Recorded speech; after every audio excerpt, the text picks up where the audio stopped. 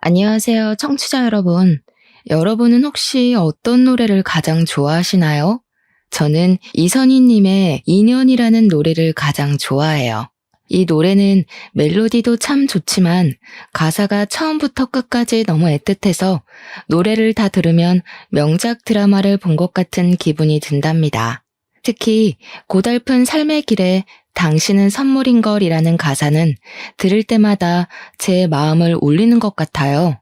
이 가사처럼 고달팠던 저의 과거에 선물 같은 분이 계셔서 그분을 떠올리며 사연을 처음으로 보냅니다. 먼저 제 소개를 하면 저는 지금 중견기업 품질관리팀에서 근무하고 있는 30대 후반의 여성입니다. 저는 대학교를 졸업하고 24살에 이 회사에 입사하게 되었는데 일이 힘들기는 하지만 나름대로 보람도 있고 재밌더라고요. 그래서인지 남들보다 진급도 빨랐고 제가 갓 30살이 되었을 때는 과장으로 승진했어요. 이렇게 일하는 재미에 푹 빠져 사느라 연애와 결혼은 생각도 하지 않고 살고 있었습니다.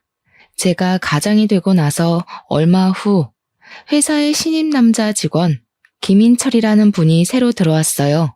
인철 씨는 성격이 꽤 밝았고 주위 분위기를 밝게 만들어 다른 사람들을 웃게 하는 사람이었습니다. 게다가 일하는 눈치도 빨라서 하나를 가르쳐주면 열을 해내는 사람이었죠.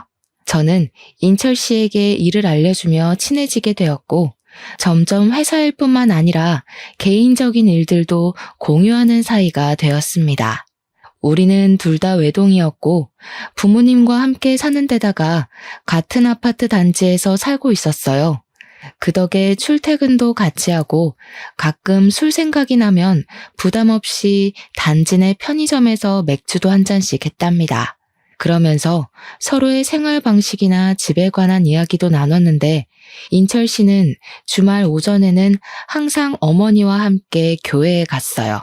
어머니는 독실한 교회 신자이지만 크게 강요를 하시지는 않는다고 했고 인철 씨는 어린 친구들과 놀기 위해 교회에 다녔는데 어찌어찌 하다 보니 지금까지 교회에 다니게 되었다고 했습니다. 그러면서 자신이 매주 교회에 가긴 하지만 딱히 믿음이 있는 것은 아니라고 했어요. 저와 인철 씨는 주말 오전이 아니면 밖에서 종종 따로 만났고 이러한 시간이 쌓여서 자연스레 이성적인 호감이 생겼습니다. 그리고 1년의 연애 끝에 결혼까지 생각하게 되었죠. 먼저 제가 예비 시부모님께 인사를 드리러 가게 되었습니다.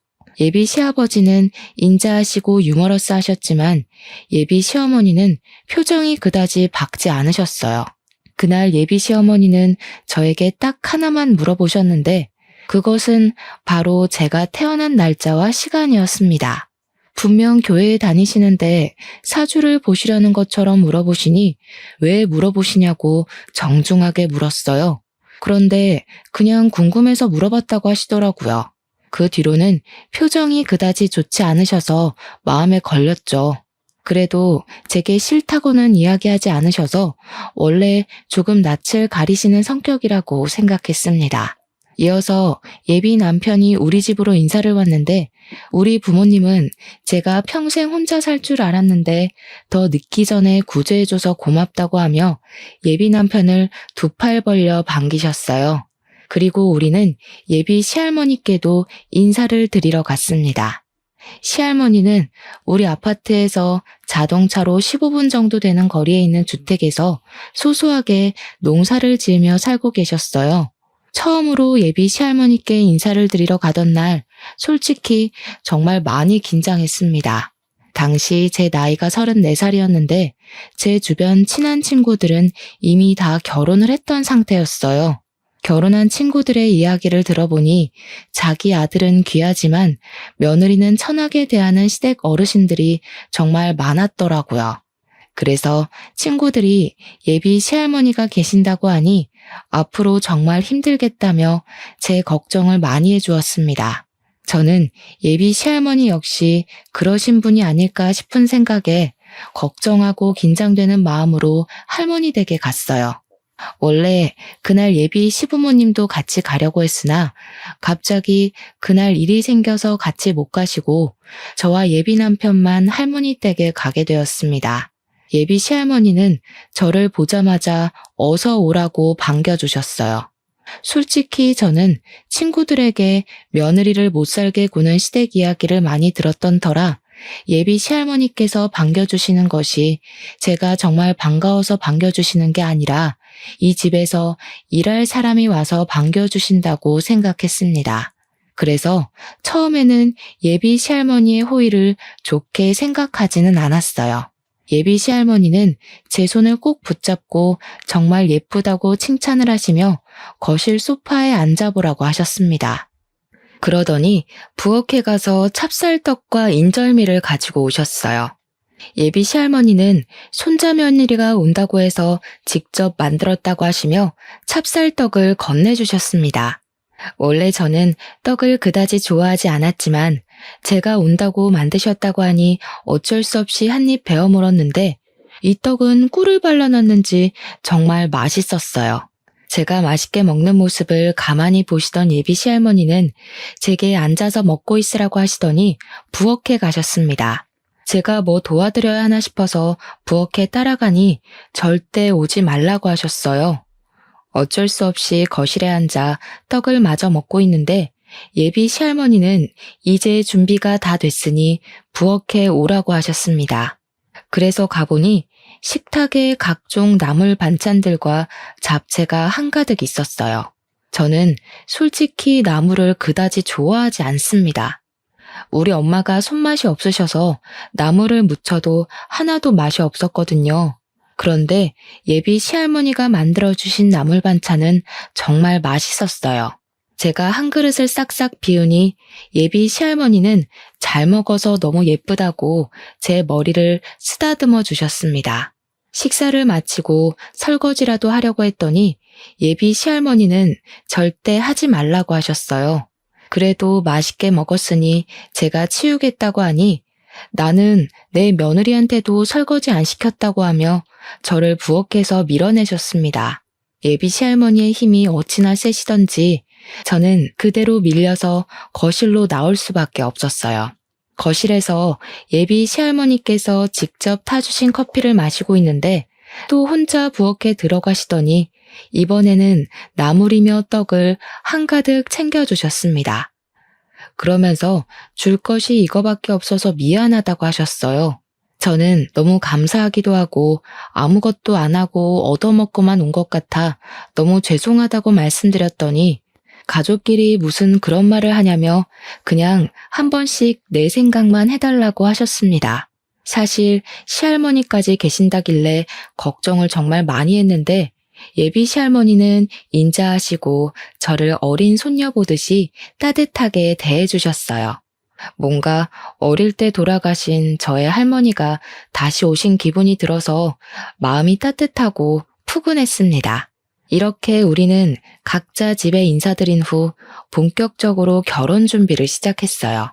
예물과 예단은 다 생략하고 신혼집은 당시 저와 부모님이 함께 살고 있던 집으로 정했습니다. 부모님은 원래 제가 결혼 후 지금 사는 집을 월세로 내놓고 차로 5분 거리인 신도시로 이사하려고 하셨어요. 그런데 친정 부모님이 남에게 월세를 주느니 딸의 신혼집으로 주는 게 낫겠다며 사시던 집 명의를 제 명의로 돌리고 그곳을 우리 신혼집으로 마련해 주셨습니다. 이런 상황이다 보니 저는 시댁과 같은 아파트 단지에 살게 되었어요. 친구들은 저의 이런 상황을 듣고는 자고로 친정은 가깝고 시댁은 멀어야 좋고 게다가 시할머니까지 계신다고 하니 결혼 생활이 쉽지 않겠다고 했습니다. 하지만 첫 인사를 드리러 갔을 때 예비 시아버지는 정말 인자하시고 좋으셨고 예비 시어머니는 딱히 저를 완전히 반기시지는 않았지만 그래도 말이 많으신 분은 아닌 것 같기에 괜찮을 것 같았어요. 게다가 예비 시할머니는 한 번 뵙기는 했지만 정말 좋아 보이셨기에 큰 문제가 없을 것으로 생각했습니다. 그 뒤로 우리는 문제없이 결혼 준비를 하고 결혼식 신혼여행까지 성황리에 마쳤어요. 그리고 결혼 후 시댁에 처음으로 가게 되었습니다. 시댁에 갔는데 시아버지는 아직 회사에서 퇴근하시기 전이셨고 시할머니는 시댁으로 오고 계시는 중이라 시어머니만 계셨어요. 신혼여행은 잘 다녀왔니? 너는 이제 이 집의 며느리가 되었으니 얼른 아들부터 낳아야 한다. 아들을 낳아서 양반집 김씨의 대를 이어야지. 안 그러니? 자녀 계획도 중요하지만 사실 저는 회사 일 때문에 당장은 아이를 가질 생각이 없어요. 자녀는 저와 남편이 회사 일이랑 잘 생각해서 천천히 가지도록 하겠습니다. 이게 아주 큰일 날 소리를 하는구나. 빨리 아들을 가져야지. 안 되겠다. 빨리 아들이 생기도록 기도라도 해야겠어. 시어머니는 교회를 다니지도 않는 제게 아들을 빨리 갖게 해달라고 기도를 해야 한다며 제 앞에서 무릎을 꿇고 제 손을 잡고 앉아서 아들을 얼른 갖게 해달라고 기도를 시작했습니다. 남편도 제 옆에서 무릎 꿇고 기도를 했고 분위기가 이러다 보니 저도 얼결에 같이 기도를 했어요. 기도를 마친 후 시어머니는 아들을 가지기 위해 최선을 다하라고 신신당부를 했습니다. 그리고 잠시 후 어머니는 결혼 후 정식으로 시댁에 처음 왔으니 이제 밥을 먹게 음식을 차리라고 하셨어요. 사실 저는 부끄럽지만 결혼 전에 밥을 해본 적이 없습니다. 우리 친정은 다들 평일에는 회사에서 일하느라 집에서 밥을 먹지 못했고 주말에는 외식이나 배달 음식을 먹었어요. 어쩌다가 엄마가 찌개 같은 것이라도 끓여서 밥을 먹게 되더라도 전자레인지에 돌리면 바로 조리가 되는 즉석밥을 주로 이용했습니다. 그렇기에 저는 한 번도 쌀을 밥솥에 넣어 밥을 해본 적이 없었어요. 그래서 요리에는 그다지 소질이 없는데 갑자기 요리하라니 너무 황당했고 뭘 어떻게 시작해야 할지 몰라 가만히 있을 수밖에 없었습니다. 원래 우리 집은 풍습이 며느리들이 처음 시댁에 오면 음식을 직접 해서 어른들에게 요리 실력을 검사받는단다. 새로 들어온 며느리의 요리 실력을 알아야 살림을 어떻게 가르칠지 판단을 할 수 있지 않겠니? 그러니 너도 빨리 주방으로 들어가서 얼른 밥이랑 반찬이랑 국이랑 좀 끓여봐. 뭐든 해오란 말이다. 시어머니의 황당한 말에 남편은 그냥 가만히 구경만 하고 앉아 있었습니다. 익숙하지도 않은 주방에 가만히 서서 뭘 어찌해야 하나 당황스러워하는데 시할머니와 시아버지가 오셨어요. 시할머니는 제가 저번에 좋아했던 밑반찬을 가득 들고 오셔서는 당분간 회사 일하고 집 정리하느라 밥 제대로 챙겨 먹기 힘들 테니 이 반찬들 먹으라고 하셨습니다. 그리고 시어머니에게는 내 손자 며느리한테 시집살이 시키려거든 가만히 안 둔다고 하셨어요. 그러면서 오늘은 손자 며느리가 생겼으니 외식하자고 하셨습니다. 시어머니는 시댁에 처음 왔는데 며느리 음식 솜씨 좀 봐야 한다며 안 된다고 하고 시할머니는 너는 처음 시댁 왔을 때 음식 하기는 했냐고 하며 말도 안 되는 소리 짓거리지 말고 얼른 외출 준비나 하라고 하셨어요. 결국 시할머니의 말씀에 우리는 외식을 하게 되었습니다. 우리 예쁜 며느리 덕에 좋은 음식을 다 먹네. 고맙다. 우리 며느리, 우리 이렇게 가족이 되었으니 앞으로 잘 지내보자. 그래, 우리 그렇게 꽉 막힌 사람들도 아니니 앞으로 가족으로서 재밌게 잘 지내자. 힘든 일 있거나 인철이가 괴롭히면 꼭 나한테 말해. 내가 인철이 아주 눈물 쏙 빠지게 혼내주마. 인철이 너 혜정이 괴롭히면 이 할미가 가만히 안 둔다. 원래 처음에는 며느리가 직접 차려준 밥을 얻어먹어야 한다는데 혜정이 넌 할머니 계셔서 참 좋겠다. 너는 처음에 밥상 차렸니?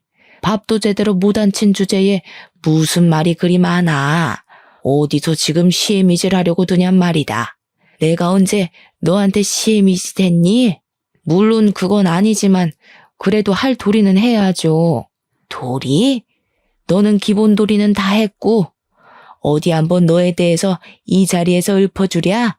내가 너 많이 참고 있는 거 알지? 시할머니가 언성을 높이시며 하시는 말에 시어머니는 아무 말도 하지 못하고 가만히 있었습니다. 솔직히 시댁에 처음 오자마자 아들 낳으라고 하고 밥상 차리라고 다그치던 시어머니가 좋지는 않았지만 그래도 시할머니와 시아버지가 든든한 제편이 되어주는 것 같아 좋았어요. 그렇게 외식을 마치고 집에 가는 길에 곰곰이 생각해보니 집에서 가만히 있던 남편에게 서운한 감정이 들었습니다. 제가 남편에게 아까는 너무 서운했다고 하자 그 자리에서 저를 두둔하면 앞으로 어머니가 저에게 시집살이를 시킬 것 같아서 일부러 그랬다고 했어요. 그러면서 자신의 마음은 그게 아니었다고 하며 미안하다고 했습니다. 아까 그 자리에서는 화가 많이 났지만 남편이 진심으로 미안하다고 하니 또 마음이 사르르 풀려서 다음부터는 잘하라고 하고 말았어요. 그리고 결혼 후 첫 주말이 되었습니다. 남편은 결혼 전처럼 아침부터 엄마를 모시고 교회에 가야 한다며 나갔어요. 저는 남편 없는 신혼집에서 혼자 쉬고 있었습니다. 결혼 후 처음 시댁에 갔을 때 시어머니가 아들을 낳아야 한다며 기도까지 해서 혹시라도 교회 같이 가자고 하지 않을까 걱정했지만 저에게 교회 다니자는 말은 일절하지 않아서 다행이다 싶었어요. 교회에 다니시니 제사도 당연히 없을 것이고 교회에 다니자는 말도 하지 않으시니 이 정도면 나쁘지 않은 시댁이라는 생각이 들었습니다. 저는 혼자 집에서 쉬다가 깜빡 잠이 들었는데 눈을 떠보니 벌써 오후 1시였어요.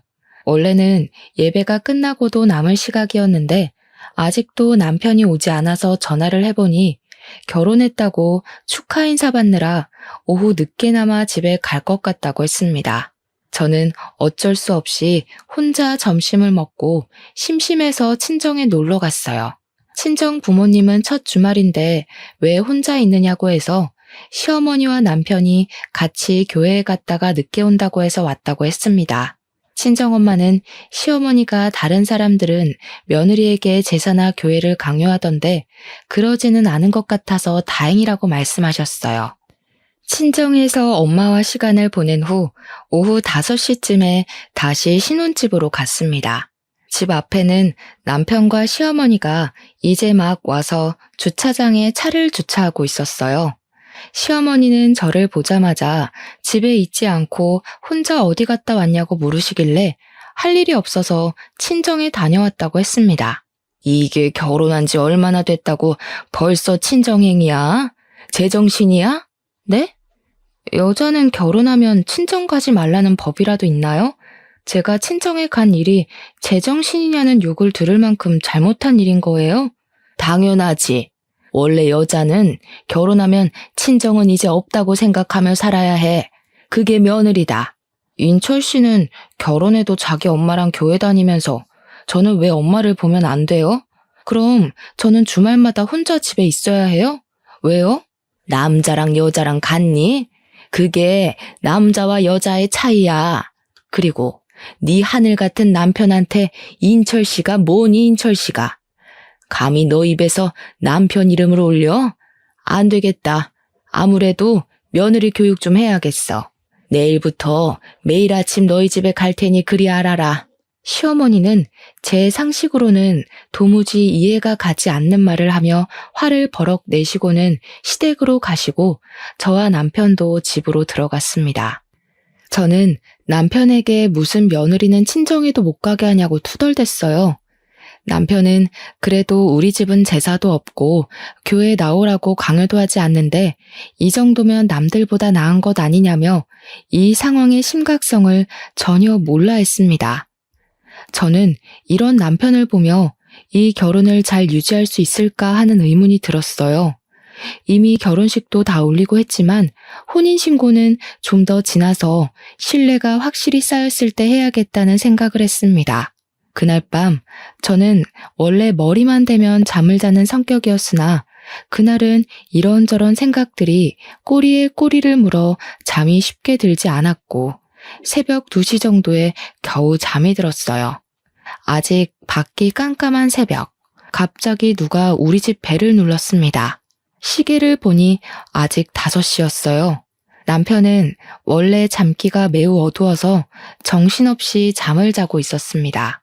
저는 제가 잘못 들었나 싶어 다시 자려는데 또 벨을 누르더라고요.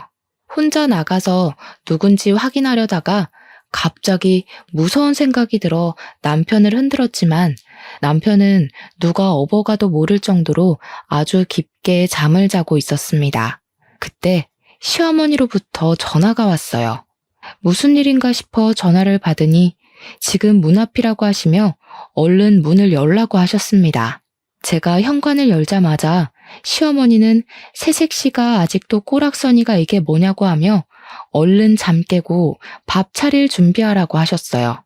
저는 이 새벽에 무슨 자다가 봉창 두드리는 소리를 하시느냐고 했습니다. 내가 어제 이야기하지 않았니? 너 며느리 교육한다고. 대단한 김씨 가문의 며느리가 됐으면 새벽부터 일어나서 바깥일하는 김씨 가문을 위해 아침상을 대령해야 해. 그야 여자들은 집안일만 하던 옛날 이야기죠. 지금은 여자도 남자처럼 똑같이 일하는 시대잖아요. 저도 같이 일하고 엄밀히 따지면 제가 인철 씨보다 더 많이 돈도 받아요. 그런데 제가 왜 남편 아침상까지 차려야 하죠? 그래봤자 넌 여자일 뿐이야. 잔말 말고 얼른 쌀이나 씻고 밥 차릴 준비나 해. 시끄러운 소리에 남편이 큰 방에서 나왔는데 시어머니는 남편에게 얼른 들어가서 잠을 마저 자라고 하고 큰방 문을 닫아버리셨습니다. 그리고서는 저를 주방으로 밀어넣고 쌀을 먼저 씻으라고 하셨어요. 얼결에 쌀을 씻기는 했는데 솔직히 결혼 전에 쌀을 씻을 일이 없던 제가 능숙하게 쌀을 씻을 수가 있겠어요? 쌀을 씻다가 다 흘려버리니 시어머니는 제 등을 때리며 쌀도 제대로 못 씻는 년이라며 잔소리를 하셨습니다. 그렇게 저는 시어머니한테 혼나면서 6시까지 아침상을 차렸어요. 6시가 되자 시어머니는 남편을 깨우고 저는 출근 준비를 해야 한다고 하고 화장실로 들어갔습니다. 화장실에 들어가니 남편과 시어머니는 하하호호 난리가 났고 그 소리를 듣자니 너무 화가 났어요. 일단 오늘은 회사에 가야 하니 그냥 넘어가는데 앞으로 이 난관을 어찌 헤쳐나가야 할지 앞날이 깜깜했습니다. 답답한 마음을 안고 회사에 출근했는데 그날은 새벽부터 날벼락을 맞아서인지 아니면 오랜만에 출근해서인지는 모르겠지만 정말 피곤했어요. 그렇게 피곤한 하루를 마치고 남편과 같이 퇴근하고 집에 오니 집 앞에 시어머니가 기다리고 있었습니다. 남편은 왜 기다리고 있었냐고 하며 제 앞에서 저의 의견은 묻지도 않은 채 시어머니한테 현관 비밀번호를 알려주었어요. 저는 남편에게 머리 끝까지 화가 나서 옆에서 노려봤습니다. 갑자기 날 왜 째려봐? 내가 뭐? 우리 아들이 집 비밀번호 알려줬다고 그러니? 집에서도 이러니 회사에서는 얼마나 우리 아들을 잡을고. 하여튼 진짜 마음에 안 들어. 우리 아들 잡지 마. 옛날에는 아내가 남편 얼굴도 감히 못 봤다. 어디서 감히 남편 얼굴을 째려보고 있어? 그건 그렇고 잠깐 여기 앉아봐라. 이 종이 한번 읽어봐. 시어머니는 저에게 종이 한 장을 건네주며 읽어보라고 했습니다. 종이에 적힌 내용은 다름이 아닌 아들 갖는 비법이었는데 그 내용이 너무 황당했어요. 남자는 고기 위주의 식사를 하고 여자는 채식 위주의 식사를 해야 하고 남자는 커피를 많이 마셔도 상관없지만 여자는 커피를 마시면 안 된다고 적혀 있었습니다. 그리고 새벽 3시 이후에 잠자리를 가지면 아들을 가질 확률이 높고 아들을 낳으려면 남자가 피곤하면 안 되니 집에서 남자는 집에서 절대 휴식을 취해야 한다고 적혀 있더라고요. 시어머니는 제게 이제부터 이거를 무조건 지켜서 아들을 낳으라고 하셨습니다. 그러면서 우리 아들 피곤하면 아들이 생기지 않으니 남편에게는 얼른 씻고 쉬라고 하고 저에게는 아침 먹은 설거지 얼른 치우고 집 정리하라고 하시고는 가셨어요. 저는 설마 하는 마음에 주방에 가보니 아침에 시어머니와 남편이 먹은 음식 잔재가 그대로 있었고 그 광경을 본 저는 남편에게 네가 먹은 것이니 설거지를 하라고 시켰습니다. 하지만 남편은 아까 엄마 말 듣지 못했냐며 아들 낳으려면 자기는 쉬어야 하니 집안일 시키지 말라고 하며 방에 들어가서 자더라고요.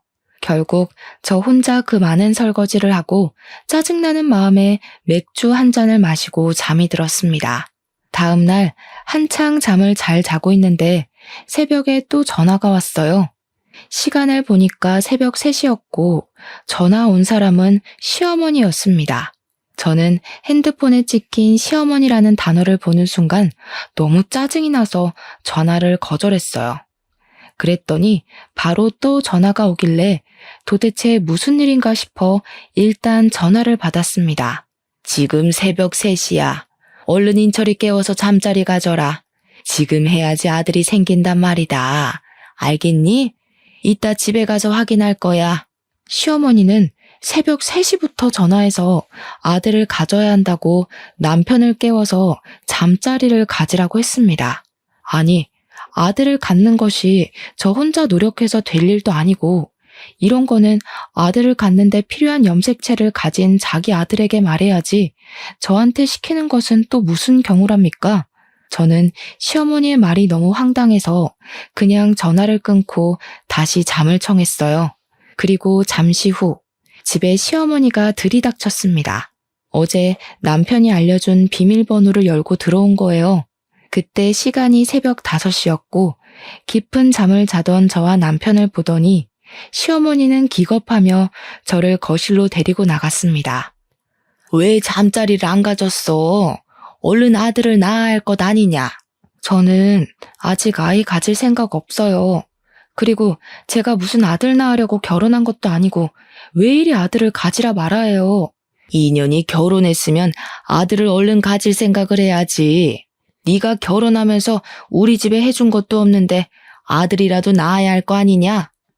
제가 왜 한 것이 없어요? 이 집 우리 집에서 해주신 거 잊으셨어요? 고작 이딴 허름한 집 따위 하나 해줬다고 유세냐? 내 참 어이가 없어서. 네가 솔직히 얼굴이 이쁘기라냐 집이 재벌집이기라냐. 다른 며느리들처럼 사근사근한 것도 아니고 나이가 어린 것도 아니고 하나부터 10까지 다 맘에 안 들었지만 그래도 나 다 참고 아들 낳을 사주라고 해서 결혼시켰다. 그럼 빨리 네가 아들을 낳아야 할 것 아니냐? 네? 아들 낳을 사주요? 그건 무슨 소리예요? 어머니 교회 다니시는데 사주 같은 거 믿어도 돼요?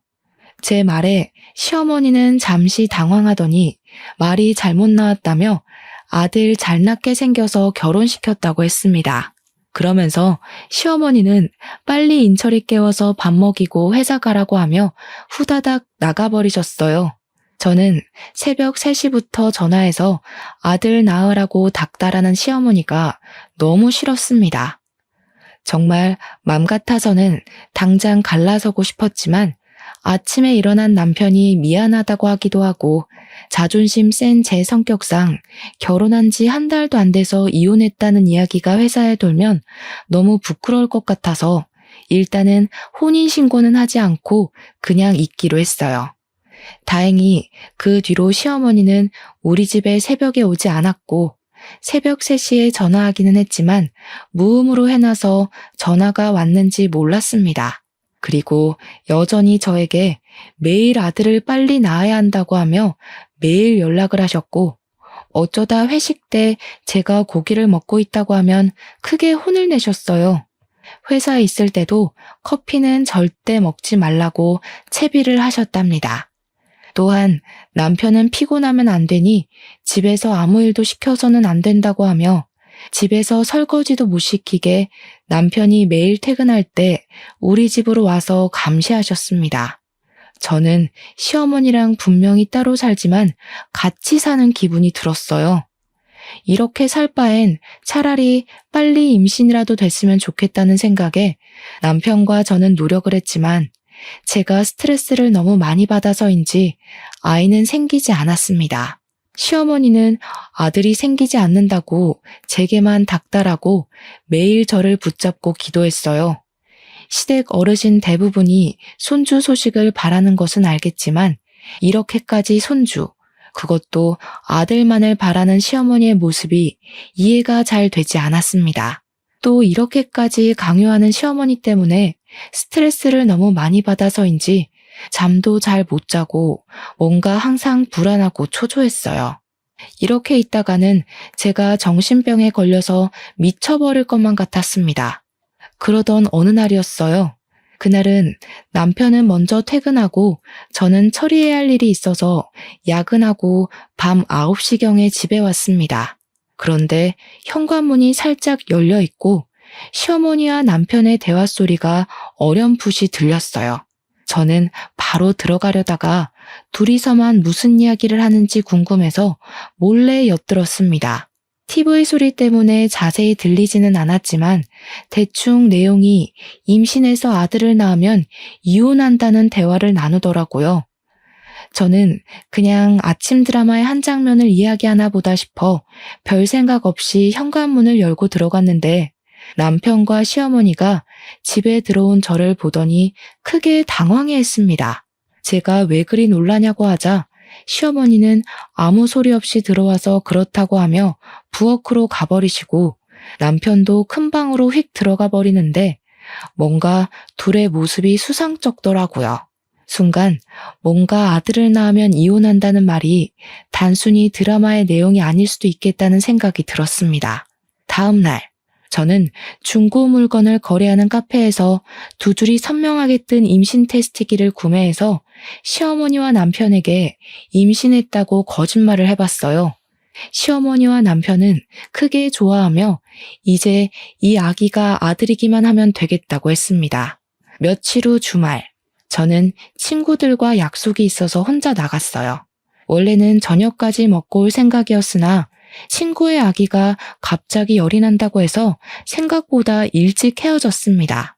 헤어지긴 했지만 벌써 집에 들어가고 싶지는 않아 혼자 집 근처 카페로 들어갔어요. 그런데 카페에 들어가 보니 시어머니와 남편, 그리고 웬 젊은 여자가 있더라고요.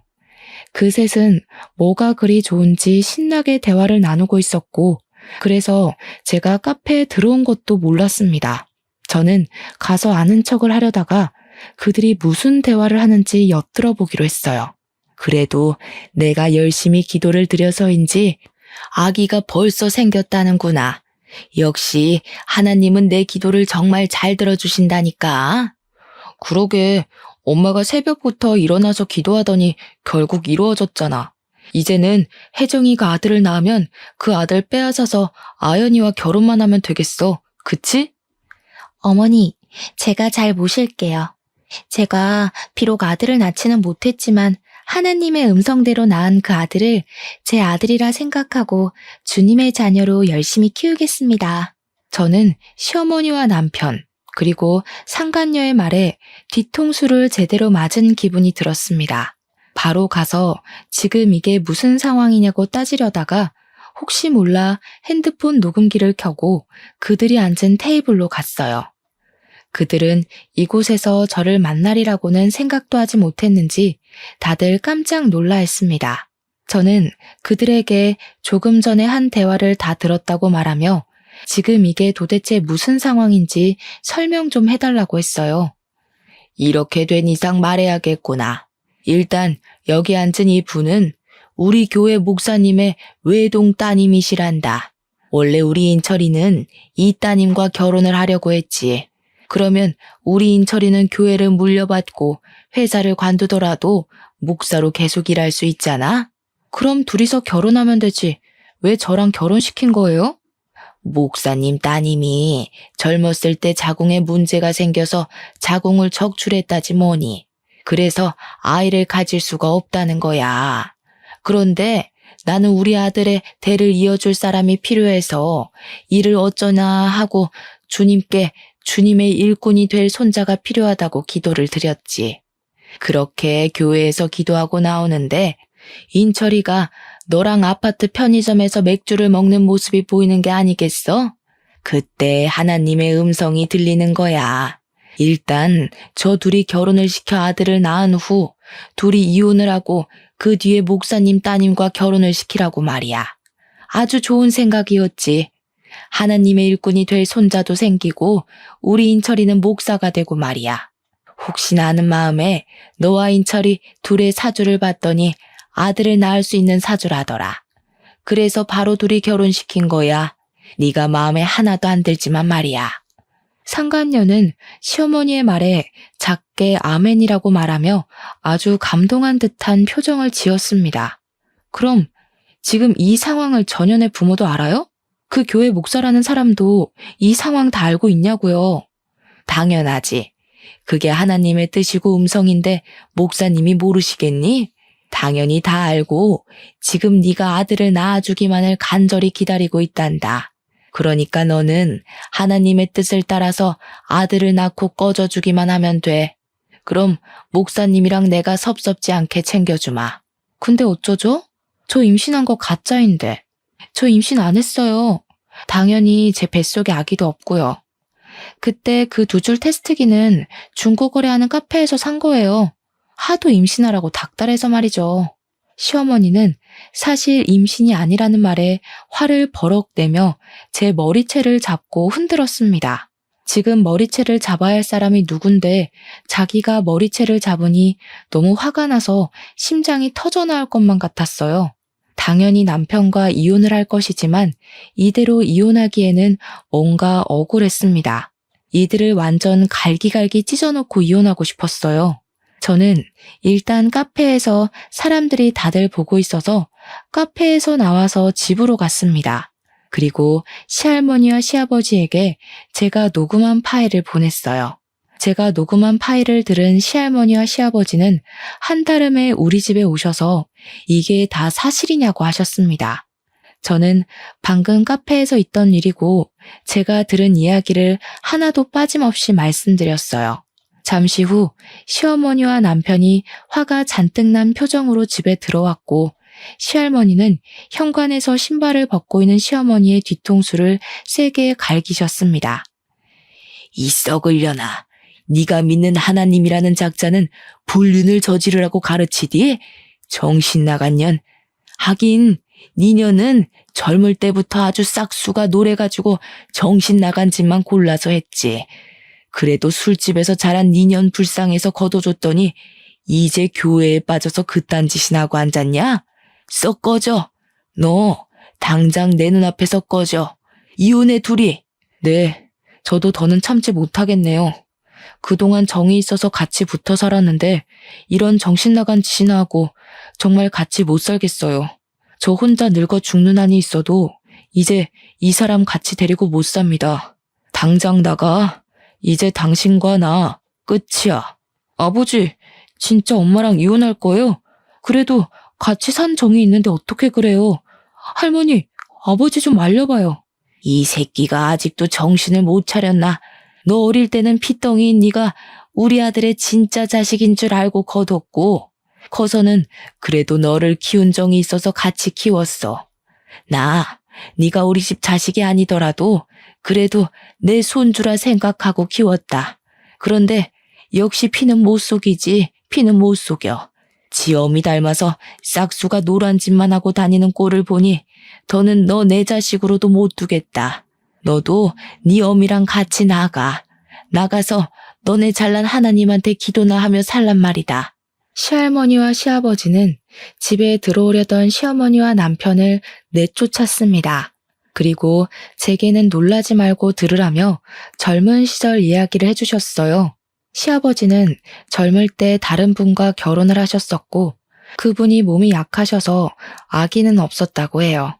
젊은 시절의 시아버지는 외모도 잘생기셨고 말도 잘했고 땅도 꽤 있었고 재산도 넉넉하게 있었습니다. 시아버지는 그때 회사 생활을 하며 자주 가던 술집이 있어요. 그 술집은 지금 시어머니의 친정엄마가 운영하던 술집이었는데 외모도 잘생기고 돈도 꽤 있는 젊은 시아버지를 평소에 눈여겨보던 시어머니의 친정엄마가 시아버지를 술을 잔뜩 먹여 취하게 만든 후 자신의 딸을 술집 뒷방에 시아버지와 같이 넣어버린 거죠. 그날 술김에 사고를 친 거고요. 그리고 며칠 뒤 시어머니는 시아버지의 아이를 가졌다며 찾아왔고, 시아버지와 원래 결혼하셨던 분은 충격에 쓰러지셨고, 그 뒤로 시름시름 앓다가 돌아가셨대요. 시어머니는 아들을 낳아 시할머니를 찾아가서 시아버지의 아이니 이 집의 며느리로 받아달라고 했습니다. 시할머니는 처음에는 받아주지 않으려고 했지만 아들이기도 하고 이 아들이 시아버지의 핏줄이라는 생각에 어쩔 수 없이 받아줬어요. 이 아들이 바로 지금 제 남편이었습니다. 시아버지는 시어머니에 대한 정은 하나도 없었지만 남편은 핏줄이라는 생각에 금이야 오기야 키웠다고 해요. 그러다가 남편이 6살쯤에 병원에서 우연히 혈액형 검사를 하게 되었습니다. 시부모님 둘 다 A형이라서 당연히 남편은 A형이거나 O형이 나와야 하는데 B형이 나왔어요. 뭔가 이상한 시아버지는 유전자 검사를 하려 했으나 시어머니가 안 된다고 말렸다고 합니다. 하지만 시아버지는 몰래 유전자 검사를 했는데 검사 결과 남편이 친아들이 아니라고 나왔어요. 집안이 뒤집히고 이혼하려 했으나 고작 6살밖에 되지 않은 어린 남편이 불쌍하기도 했고 그동안 기른 정 때문에 그냥 눈 감고 살게 되었습니다. 그렇게 시어머니는 거짓말로 결혼했지만 그래도 시할머니는 시어머니에게 시집살이 한번 시킨 적 없었다고 해요. 어린 나이부터 술집 하시던 엄마 밑에서 자란 아이가 제대로 살았겠냐면서 진심으로 시어머니를 딸처럼 생각했다고 합니다. 시아버지 역시 시어머니에게 여자로서의 정을 느끼지 못해 사근사근하게 대하지는 못했지만 그래도 집안일 다 도와줘가며 살았다고 해요. 이 이야기를 들으니 저는 너무 기가 막혔습니다. 시어머니는 시할머니에게 그렇게 사랑을 받고 지금까지 왔으면서 저에게는 온갖 시집살이를 다 시키려 했잖아요. 그리고 남편도 그런 엄마를 말리지는 못할 망정 옆에서 더 부채질했다는 것이 정말 화가 났습니다. 저는 이 모든 사실을 안 후 남편과 이혼해야겠다고 했어요. 두 분은 미리 말해줬어야 했는데 굳이 말할 필요성이 있을까 싶어서 안 했다며 미안하다고 제게 사과를 하셨습니다. 그렇게 시할머니와 시아버지가 가셨고 남편은 그날 저녁 집에 끝내 오지 않았어요.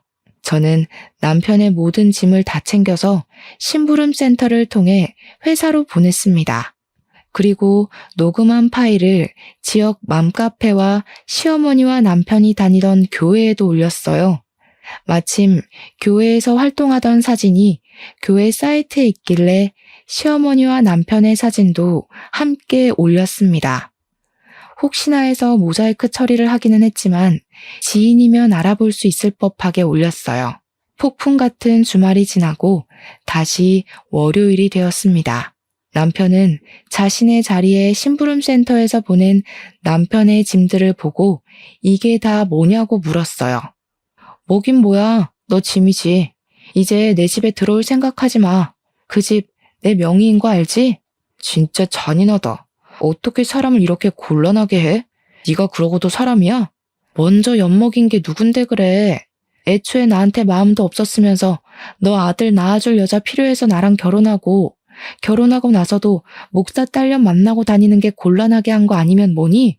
너야말로 네가 그러고도 사람이야? 내 말에 회사 사람들은 수군대기 시작했고 남편은 쪽팔린 지 회사를 나가버렸어요. 그날 오후 회사에서 결혼한 여직원들이 제가 맘카페에 올린 사진과 녹음 파일을 보여주었습니다.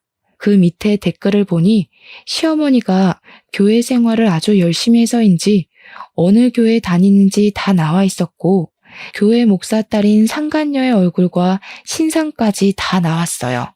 소문은 그 뒤로 일파만파 퍼졌고 교회는 결국 교인 수가 줄고 목사는 욕먹고 문을 닫았습니다. 그리고 시어머니는 시부에게 이혼당하고 남편은 제 집에서 쫓겨나고 회사에서도 쫓겨나다시피 나갔어요. 당장 오갈 데가 없어진 시어머니와 남편은 교회로 들어가 살려고 했는데 교회에서도 교회 이름에 먹칠을 했다며 쫓아냈다고 합니다. 결국 그 둘은 여간빵을 전전하며 거지꼴로 산다고 해요. 이렇게 된 후 전 시할머니한테 전화가 왔습니다. 전 시할머니는 이렇게 연이 끊겼지만 진짜 손녀딸이 생긴 것 같아서 너무 좋았다고 하며 다시 한번 진심으로 미안하다고 하셨어요. 저는 전 시할머니께 그런 말씀 하시지 마시라고 하며 저도 할머니가 생긴 것 같아서 너무 좋았고 종종 찾아뵙겠다고 했습니다. 그리고 다음날 전 시할머니 핸드폰으로 문자가 하나 왔어요. 전 시할머니가 밤에 돌아가셨다는 것입니다. 무슨 일인가 해서 바로 장례식장으로 달려갔더니 그곳에는 전 시아버지가 망연자실한 표정으로 앉아 계셨어요. 일이 그렇게 된 후 자신이 모질지 못해 열심히 사는 젊은 사람의 인생을 자신이 망친 것 같다며 죄책감에 시달리셨다고 합니다. 그러면서 몸이 급속도로 안 좋아지셨고 결국 일이 되었다고 하셨어요. 그 이야기를 듣는데 너무 마음이 안타까워서 미칠 것 같았습니다. 저는 회사에 휴가를 내고 전 시할머니의 마지막 가는 길을 지켰어요. 비록 이 생에서의 만남은 너무 짧았지만 저에게는 마음이 너무 따뜻한 분이셨습니다. 저의 첫 번째 결혼이 고달프고 지옥 같았지만 그래도 선물 같은 할머니가 계셔서 다행이라는 생각이 들어요. 이렇게 저는 결혼을 하기는 했지만 1년도 살지 못하고 이혼했습니다. 그나마 다행인 것은 혼인신고를 하지 않아서 재산 분할이고 뭐고 필요 없이 위자료 받고 아주 쉽게 헤어질 수가 있었어요. 그리고 지금은 일단 일을 열심히 하며 살고 있습니다. 이러다가 좋은 남자 생기면 좋은 거고 아니면 그냥 저의 인생을 살아가려고요. 지금까지 저의 기나긴 사연 들어주셔서 감사합니다. 모두 행복한 하루 보내세요.